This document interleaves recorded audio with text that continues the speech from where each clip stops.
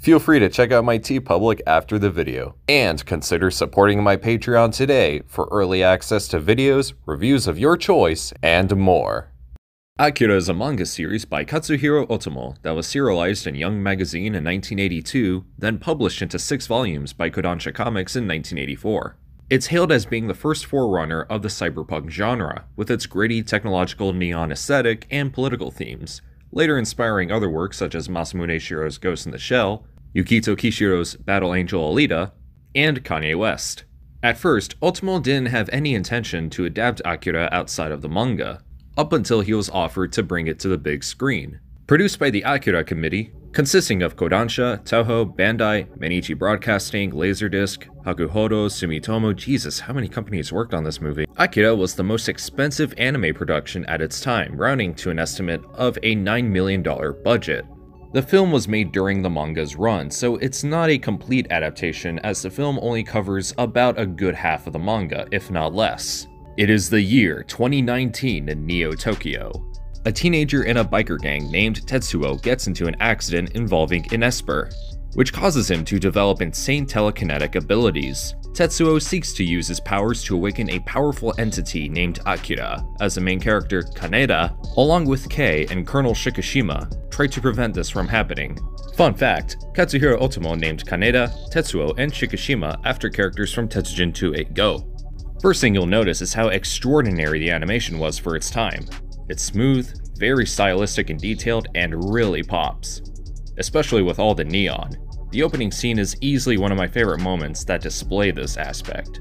Another thing to note is that the dialogue was actually recorded before the film was animated, which explains why instead of having Pac-Man mouths, the characters move their mouths like a normal person would. And it also explains why the English dubs seem a little off. Look, what's done is done. So let's just let bygones be bygones and let the good times roll on. Anyway, this decision really brings out the voice talents of Mitsuo Iwata, Nozomu Sasaki, Mami Koyama, Taro Ishida, and others. Gotta love the action and violence too.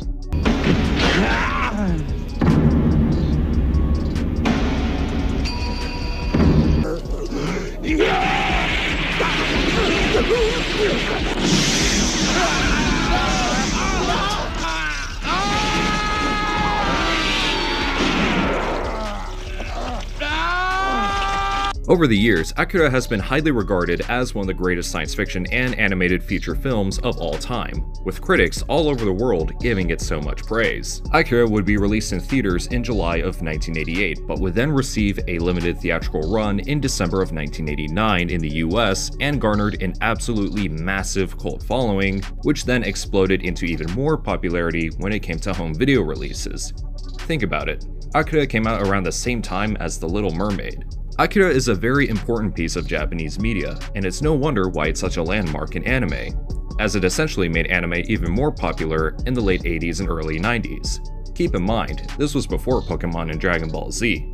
And as of now, Katsuhiro Otomo has a new Akira anime series in the works at Sunrise, and a live-action film is currently in production with Taika Waititi to direct. As interesting as it sounds, I'm not too big on Waititi's work, so while Waititi's direction may guarantee some good visuals and a nice score, I feel like Akira is a very Japanese-centric product that would be very difficult to adapt for mass appeal if the manga were to be adapted as opposed to the 1988 film.